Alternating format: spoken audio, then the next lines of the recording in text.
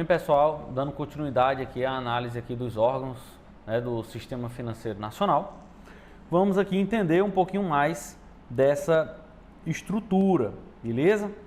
Vamos lá. Nós vimos os órgãos normativos, os órgãos supervisores e agora nós vamos ver aqui um conselho que ele vai estar acima de todos eles. Ah, professor, mas o Conselho Monetário Nacional não é o que faz as normas? Só que a gente viu que os órgãos normativos, né, CMN, CNSP e CNPC, eles fazem as normas, estabelecem as diretrizes.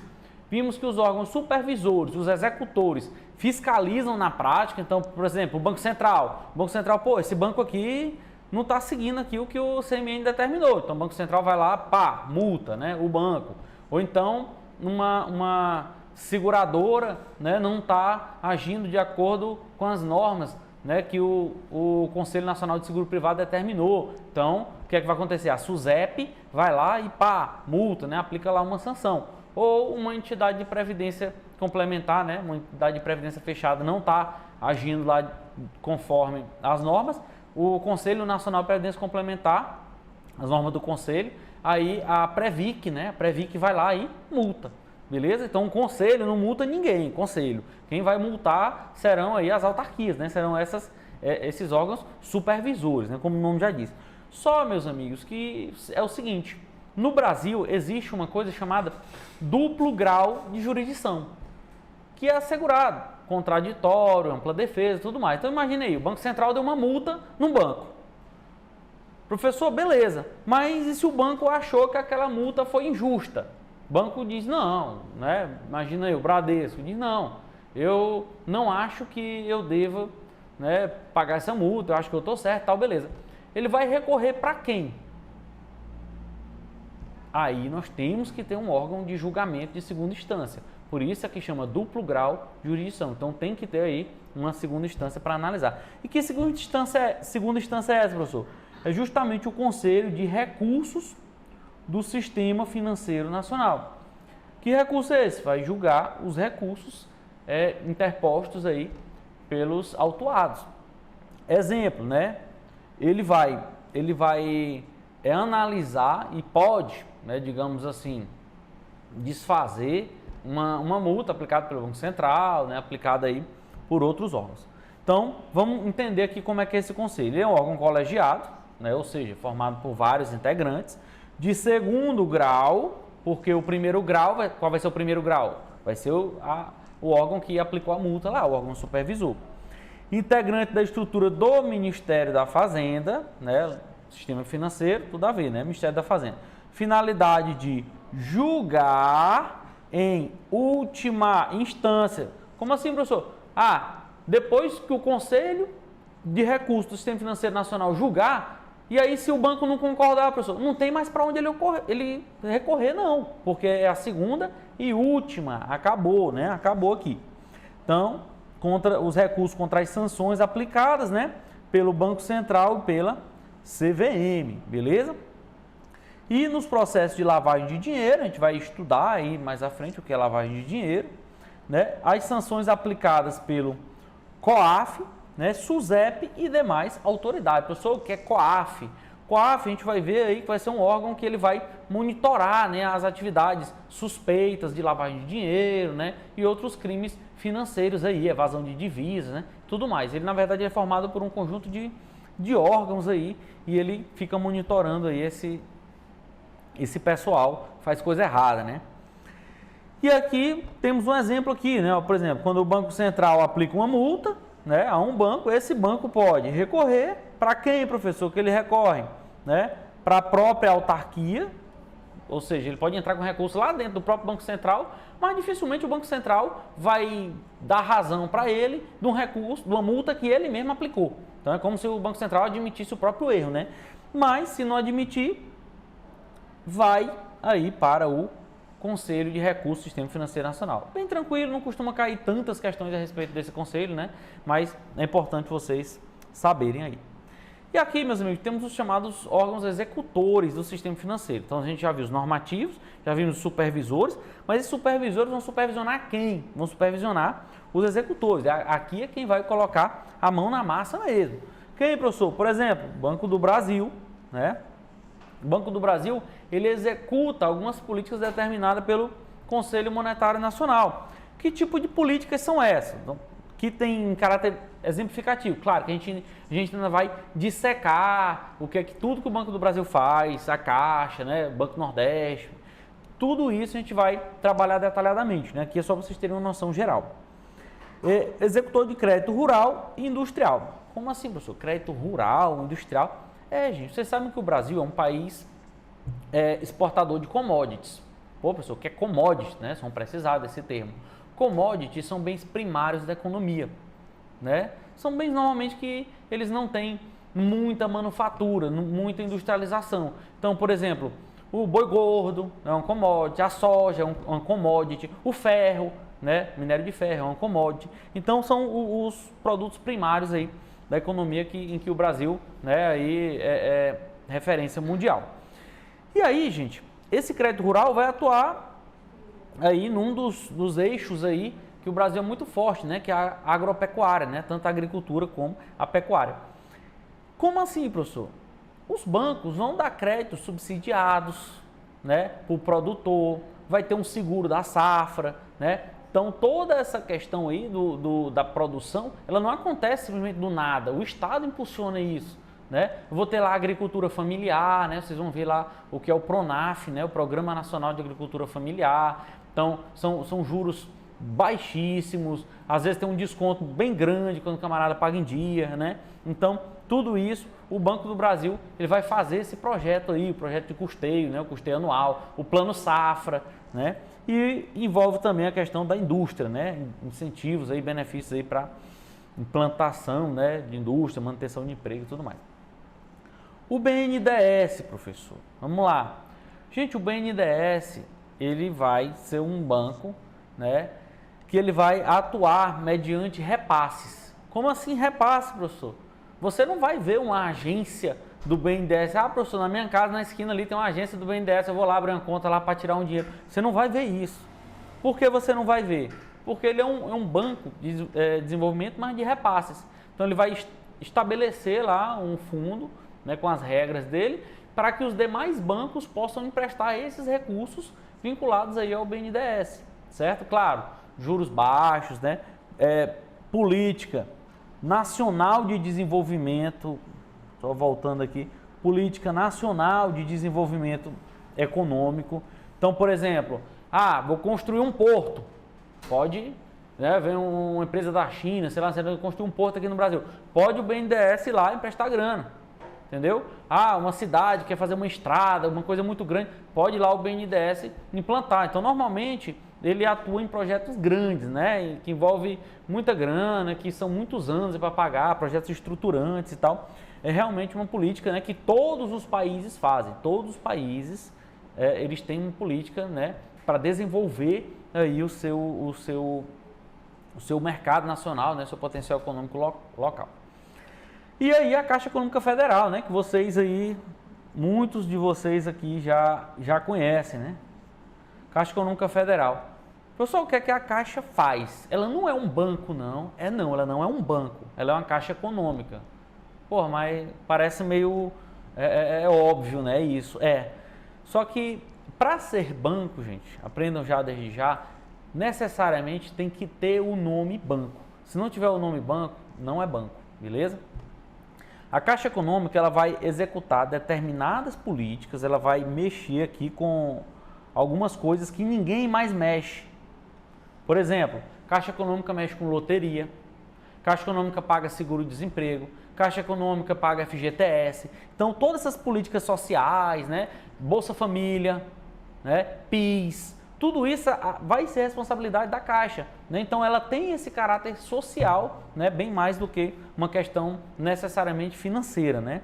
Então, pelo fato dela ter esse caráter social, a Caixa Econômica ela vai desempenhar esse papel de política habitacional e política de saneamento. Como assim, professor, habitacional? Veja, quem é o campeão brasileiro de financiamento de crédito imobiliário é a Caixa. Então a Caixa é quem mais financia aí imóveis, né? Casas, aí tem Minha Casa Minha Vida, tem vários projetos aí de conjuntos habitacionais, né? Tinha conjuntos habitacionais da Caixa Econômica, é um projeto era uma coisa bem interessante, certo? E saneamento também. Pô, professor, saneamento? Gente, vamos lembrar que o saneamento, ele envolve a questão de água e esgoto, né, nas cidades, e aí pode um prefeito, por exemplo, tirar um empréstimo na Caixa. Pode um prefeito ir lá tirar uma grana na Caixa para poder melhorar a sua cidade e tal. Ah, pessoal, mas precisa pagar? Precisa, lógico, né? Mas por que a Caixa está ligada a isso? Gente, historicamente, a Caixa Econômica, ela sempre teve aquela propaganda, né, da poupança da Caixa. Né? O pessoal mais antigo aí, que já passou dos 30, deve lembrar. Poupança da Caixa, poupança azul, papapá. Então todo mundo, né, que pegava um dinheirinho e juntava ali antigamente, década de 90, ia lá abrir uma poupança na Caixa Econômica, né? Botava lá R$50, R$100.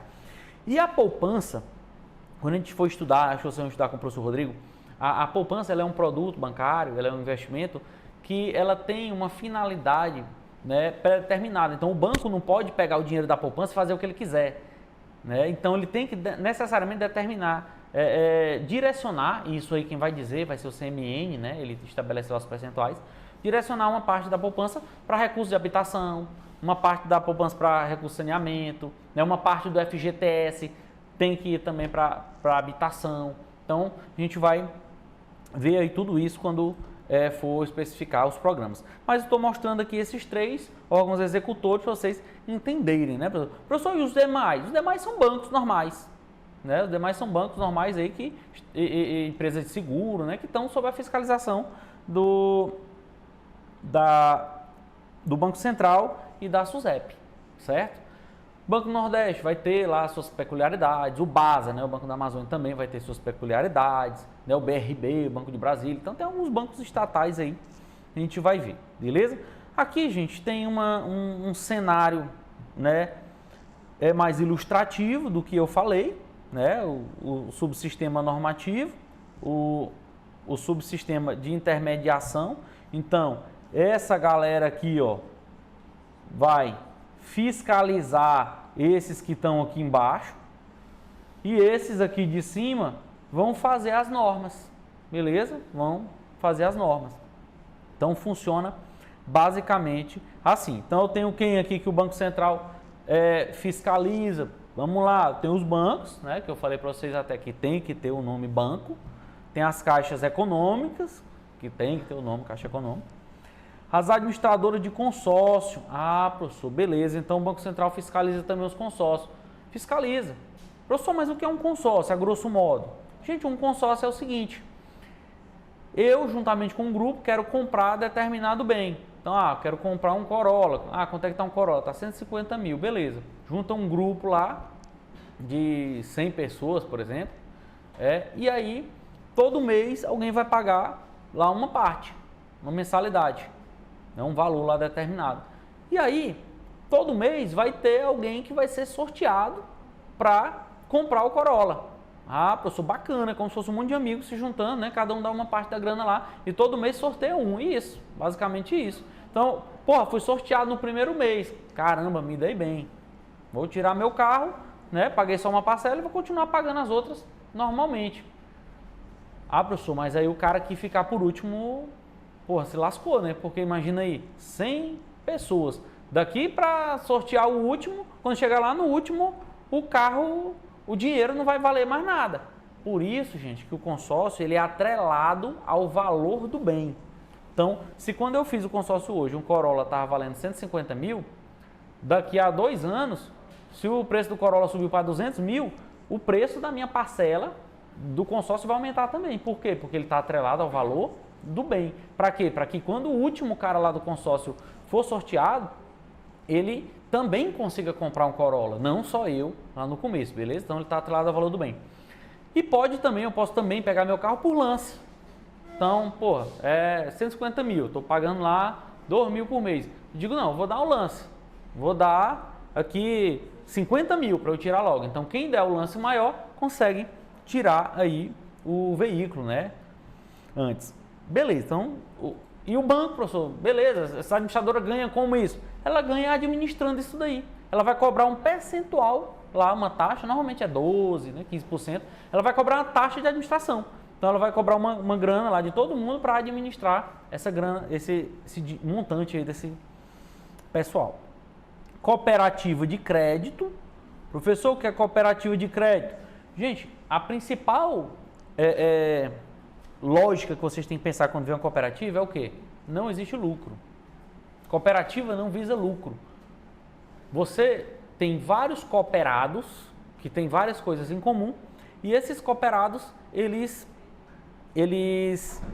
se financiam. Por isso que eles chamam cooperativa de crédito. Então eu vou lá, tiro um empréstimo, né, naquela cooperativa e aí vou pagando, né? Normalmente os juros são menores, né, para quem é cooperado e tal. É uma forma de se ajudar. E ao final vai ter lá um valor que a gente não vai chamar de lucro, né? Pô, fechou o balanço lá, final do mês, final do ano. Vai ter um valor lá, a gente não vai chamar de lucro, a gente vai chamar de sobras. E essas sobras, elas são divididas para todos os cooperados. Beleza? É como se tu fosse sócio de um banco e o banco emprestasse só para os sócios e tivesse um lucro e esse lucro fosse dividido entre todos. Então, a cooperativa vai funcionar basicamente assim, só que aqui é de crédito. Então, a diferença é essa. Instituições de pagamento, né? Que aqui vão ser normalmente aqueles cartõezinhos lá, aquela coisa que você usa para pagar e receber, né? Vocês já devem ter visto essas maquininhas aí.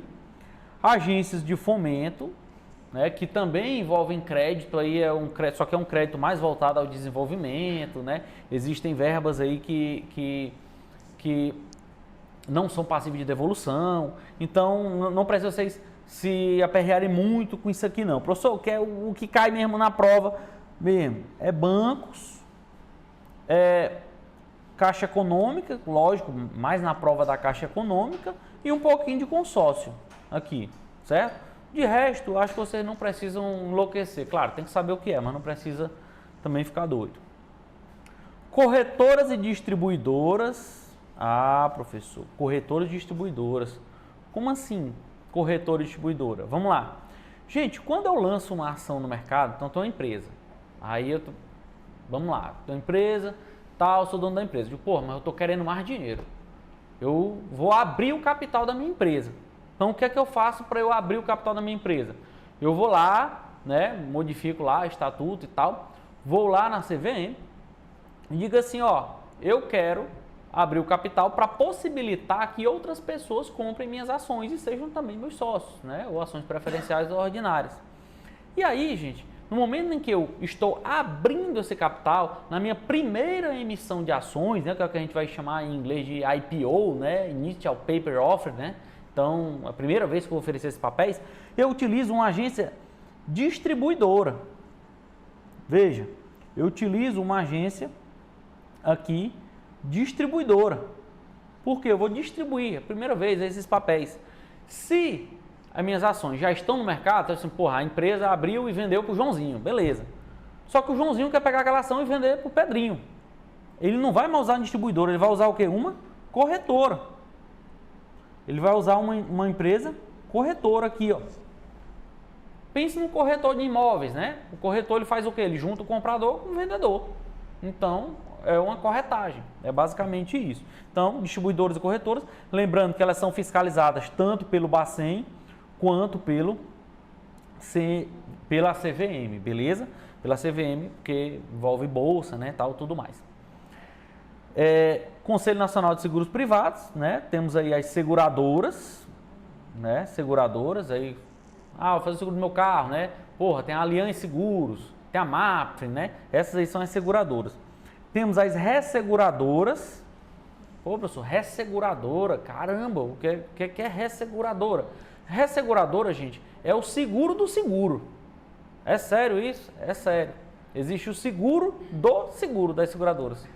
Porque, dependendo do caso, pode gerar uma crise grande no mercado, a seguradora. Então, ela tem que ter uma fiscalização e um seguro, né, bem forte. Antigamente existia, né, aí um órgão chamado IRB, né, Instituto de Resseguros do Brasil, a gente estudava muito ele e tal. Hoje não é um assunto tão cobrado aí, né, nas provas. Entidades abertas de previdência, né? Lembrem aí, ó, abertas, lembrando que a fechada vai ser aqui na Previc. Entidades abertas de previdência complementar, ser fiscalizada pela SUSEP, e sociedade de capitalização. Ah, professor, o que é sociedade de capitalização? Todo mundo aqui já ouviu falar na Telecena, não já? Passa no SBT lá e tal. Telecena é um título de capitalização. O que é esse título de capitalização? Então é o seguinte, eu compro um papelzinho lá, né? Tem online também. E eu faço, assino. E aí eu vou depositando um dinheiro todo mês. Ou eu compro um pagamento único, né? Pagamento único ou pagamento mensal. E aí eu vou concorrendo a prêmios. Né? Vai sair uns númerozinhos lá e tal. Como se fosse uma loteria. Só que ao final, quando chega no final do prazo, eu posso resgatar parte do dinheiro que eu investi. Entendeu? Então, tipo assim, porra, eu vou dar R$1.000, fazer um título de capitalização de R$1.000. Aí eu vou concorrer, porra, posso ganhar até 1 milhão, caralho, bacana. Mas chegou no final lá do prazo, título de capitalização, não ganhei, não. Eu posso resgatar uma parte, eu não perdi os R$1.000 todos, entendeu? Eu resgato lá R$800, R$900, entendeu? Vai depender do título. Então, o título de capitalização é isso aqui. Então, expliquei aqui basicamente onde atua. A CVM vai atuar em bolsa de valores. Professor, o que é bolsa de valores? Bolsa, gente, é o seguinte, é um local em que são negociados valores imobiliários, né? Ações, principalmente, e aí vai ser aquela compra e venda de coisas, entendeu? De valor imobiliário. Então eu tenho uma ação, eu dou uma ordem para minha corretora para comprar, uma ordem de venda. Então vai funcionar a grosso modo assim. E onde acontece isso é justamente o ambiente da bolsa, né? Bolsa de mercadorias e futuro. Ah, professor, bolsa de mercadoria e futuro. Por que chama-se futuro? Porque eu compro um papel visando a um evento futuro e incerto. Então, um produtor vai vender a sua plantação, mas ele quer vender, mas ainda não plantou ainda. Aliás, ele plantou, mas ainda não colheu. Então, ele consegue negociar esse título, né, esse papel, na BMF, né, seria na antiga BMF. E aí ele consegue vender esse papel lá. E quando chegar a época da safra, né, da colheita, pode esse papel valer mais. Então, esse cara que atua na Bolsa de Mercadoria Futura, ele está apostando que aquele papel vai valorizar e pode ser também uma forma do camarada lá se proteger, né, da variação do câmbio, né, principalmente quem exporta e tal. Aí tem o fenômeno do hedge, né, ainda tem um monte de termo técnico aí, a gente vai ver mais para frente. Hoje em dia, gente, isso aqui é tudo junto. Isso aqui, ó. Hoje em dia aqui é tudo junto, ó. Virou a chamada B3, né? A gente vai ter uma aula só sobre isso. Aqui é uma explicação mesmo por cima para vocês entenderem como funciona. E aqui vamos responder algumas questõezinhas aqui, né? Para a gente entender. Lembrando que nosso foco aqui é SESC Gran Rio, então peguei apenas questões da SESC Gran Rio. Vamos lá para a primeira. Como parte integrante, né? Lembrando, ó, BB 2023, a questão aí, né? Questão bem atual, do ano passado. Como parte integrante do Sistema Financeiro Nacional, o Conselho Monetário Nacional funciona como instituição cuja função predominantemente, a função é predominantemente o quê?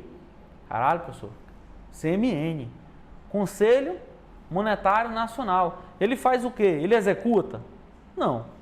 Ele é banco? Não. Ele produz? Não. Ele é uma financeira? Né? Pô, Crefisa? Não. Quem estudou o mínimo, quem sabe o mínimo, quem apenas leu, o cara leu só o índice da apostila, ele sabe que o Conselho Monetário Nacional é um órgão normativo. Ah, pô, professor, só isso? Essa questão é só isso? Gente, é muito fácil. É bem fácil. Essa aqui é uma questão mesmo, aquela para você não zerar no concurso. O examinador diz assim, pô, vou botar um aqui para, né, ninguém zerar. Não é essa. Próximo. Também Banco do Brasil, né, 2023, ó. O Conselho Monetário Nacional é um órgão importante do Sistema Financeiro Nacional. As atribuições do CMN são inúmeras. Aqui já vai entrar um pouquinho nas atribuições, né? Vamos lá. regular serviço de compensação de cheque e outros papéis, autorizar a emissão de papel moeda, determinar via Comitê de Política Monetária a taxa de juros Selic, autorizar o funcionamento de instituições financeiras operando no país, emitir títulos do CMN responsabilizando-se pelo seu resgate.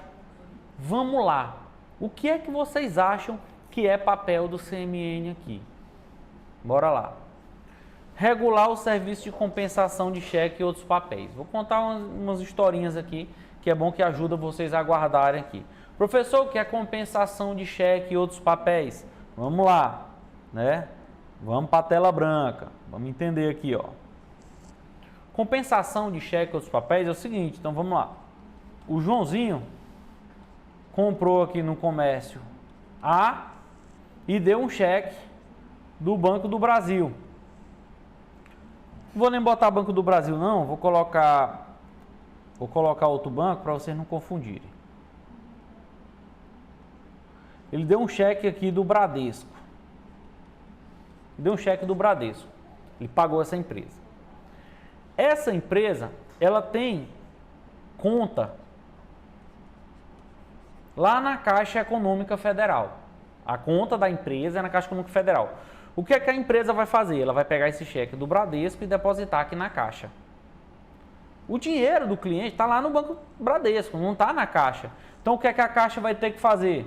A Caixa vai ter que combinar com o Bradesco. Então, aqui eu tenho o Bradesco aqui, ó, para ir no local e entregar esse papel para o Bradesco, dizer assim, Bradesco, tem essa grana aqui, ó, que esse teu cliente deu lá para o meu cliente. E aí, esse cliente tem dinheiro? Aí o Bradesco vai dizer, porra, Caixa, ele tem. Se ele tem dinheiro, o Bradesco vai passar o dinheiro da conta do cliente para a conta da empresa lá na Caixa. Se ele não tem dinheiro, professor, se ele não tem dinheiro, o Bradesco não vai passar a grana, vai devolver o cheque. Vai dizer assim, ó, esse cheque aqui não tem fundos. Esse cheque vai ter que ser devolvido. Beleza? Assim que funcionava cheque, né? Antigamente, hoje o pessoal sabe nem o que é isso, mas vamos lá. Então, nesse lugar aqui é o que a gente vai chamar de compensação do cheque. Compensação do cheque não, compensação de papéis. Não apenas cheque, né? Por que compensar, professor? Porque é o seguinte, veja que a Caixa tinha um dinheiro para receber do Bradesco, mas o Bradesco podia também ter dinheiro para receber da Caixa. E aí ia ficar aquela zorra toda, entendeu? Imagina aí, banco, tenho bilhões para receber do banco A e o outro banco tem tanto para receber de mim, aí fica aquele paga-recebe de todo mundo. Então isso é a compensação de papéis. Antigamente, gente, muito antigamente, isso ocorria fisicamente, era fisicamente. Eu lembro, era criança, meu pai trabalhava na Caixa, meu pai trabalhava justamente aqui, ó, na compensação. Ele trabalhava, era de madrugada que acontecia isso. Eu lembro que ele entrava às 7 horas da noite, ele saía 2 horas da manhã, 3 horas, né? Nessa compensação de papéis aí. Para quê? Para quando chegasse no outro dia, a contabilidade, as contas já estivessem tudo certinho. Hoje em dia, isso tudo é eletrônico. Isso tudo é feito de maneira eletrônica. Então, não necessita mais, né?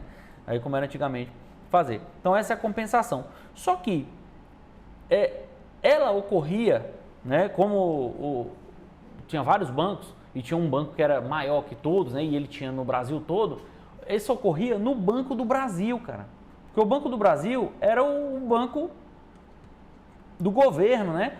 Então, todo mundo ia para o Banco do Brasil fazer essa compensação de cheques. Então, a gente vai ver que o Banco do Brasil vai ter um papelzinho um pouco especial, né? Por exemplo, onde não tem Banco Central, o Banco do Brasil vai ser o banco custodiante, ele vai receber a cédula velha de dinheiro e tal, tudo mais. Então, isso aqui acontecia no Banco do Brasil. Então, o que é que vai acontecer? Acabou que essa regulação dessa parada aqui, ó, dessa compensação, essa regulação ela foi atribuída aqui, ó, essa regulação dessa compensação de cheques, né, e outros papéis, ela foi atribuída para quem? Para o Banco do Brasil. Ela foi atribuída para o Banco do Brasil. Então, o Banco do Brasil tem essa atribuição aí de regular, né, esse serviço de compensação de cheques aí e outros papéis, beleza? Vamos lá. Letra B. Autorizar a emissão de papel moeda. Beleza, mas... Bem, gente, vamos lá. Concurso aqui, né, BB, colocou aqui, né, provavelmente a banca vai colocar como correta a letra B. Só que essa letra B não está mais na competência do CMN, né? Isso aqui está desatualizado. Por que desatualizado, professor? Era uma competência do CMN, realmente, né? Era uma competência do CMN, mas hoje, com a autonomia do Banco Central, né, dada pela lei complementar, essa atribuição vai ser de quem? Do Bacen. Essa atribuição vai ser do Bacen. Autorizar a emissão de papel moeda, que antigamente como é que era? O CMN autorizava e o Banco Central emitia, né? Hoje isso aqui é Bacen. Então, não é mais CMN, está desatualizado. Mas vamos ver, né? Vai que a gente encontra mais na frente, né? Na legislação antiga seria isso aqui, mas vamos lá. Letra C. Determinar via Comitê de Política Monetária a taxa de juros Selic. Não é competência também do CMN, gente. O Copom, ele funciona dentro do Bacen, né? Então, o Comitê de Política Monetária, lá o Copom, ele vai funcionar dentro do Bacen. E o que seria essa taxa Selic, gente? Vamos entender aqui o que seria essa taxa de juros Selic. É uma taxa que ela remunera os títulos públicos federais. É tipo assim, o governo está precisando de grana. Então, o que o governo vai fazer? O governo vai emitir um papel dizendo assim, ó, galera, estou oferecendo aqui um rendimento de tantos por cento para quem comprar esse papel aqui de mim, né? Por que o governo está precisando de grana, professor? Porque o governo gasta mais do que ele arrecada, então ele precisa se financiar. Então, ele vai lá e vende esses papéis. Quando o negócio não está muito bom para o lado do governo, está meio complicado, as contas públicas meio exageradas, o governo vai ter que pagar uma taxa de juros maior para atrair essa galera. Quando o negócio do governo, para o governo tá bom, porra, vento e poupa, o governo coloca uma taxa menor, porque ele não tem tanto interesse, né, de pegar esse dinheiro aí do mercado, beleza? Então, essa taxa que vai dizer aí quanto o governo vai pagar nos títulos públicos dele, vai ser a chamada taxa Selic. Professor, e por que esse nome Selic? Selic, gente, é uma sigla, né, para o Sistema Especial de Liquidação e Custódia, que é um sistema, lembra que eu falei da compensação na letra A, né, que vai compensar lá os títulos e tal, os cheques? Seria como se fosse isso, só que ele é um sistema online. E ele compensa apenas títulos públicos, né, no caso federais. E aí, esse sistema, por negociar esses títulos federais, ele deu nome à taxa, né? Aí chama taxa Selic, beleza? Então, letra C, né, também não é, vai ser o Bacen. Letra D, autorizar o funcionamento das instituições financeiras operando no país. Autorizar o funcionamento. Gente, vamos lá. Quem é que fiscaliza as instituições financeiras? Professor, CMN. Não, não é o CMN, não. O CMN faz as normas, né? Órgão normativo. Quem é que fiscaliza as instituições financeiras? Quem é que supervisiona? É o Banco Central. Se é o Banco Central que supervisiona, quem é que vocês acham que autoriza uma instituição financeira a funcionar no Brasil? É o Banco Central também, né? O Bacen. Beleza? E letra E, emitir títulos do CMN, né? Responsabilizando pela... Cara, essa emissão de títulos aqui foi uma viagem total, não existe. Isso aqui, emissão de títulos do CMN. CMN é um conselho, ele se reúne uma vez por mês, né? A cada 30 dias. Não tem essa emissão de título, né? Não tem nada disso aqui não, beleza? Então, essa questão aqui, né? Provavelmente, ela deverá ser anulada, né? Ela deverá ser anulada por não ter aí resposta correta, né? Ah, professor, se eu estivesse lá na prova e aí a Sesgran Rio botou lá essa questão, você marcaria o quê? Eu marcaria a letra B. Ah, beleza, mas está desatualizada? Tá, mas é a, digamos assim, a menos errada. Às vezes, gente, em concurso público você tem que fazer isso. Às vezes tu olha lá, tu estudou pra caramba, tu olha lá na prova, tu, pô, mas tá tudo errado, vou marcar qual? Tu marca a menos errada, né? Porque é uma coisa lógica a se fazer, tu não se prejudicar, vai que a banca, o camarada que elaborou as questões lá não se atualizou, né? Então, funciona dessa forma, beleza, gente? Então, valeu!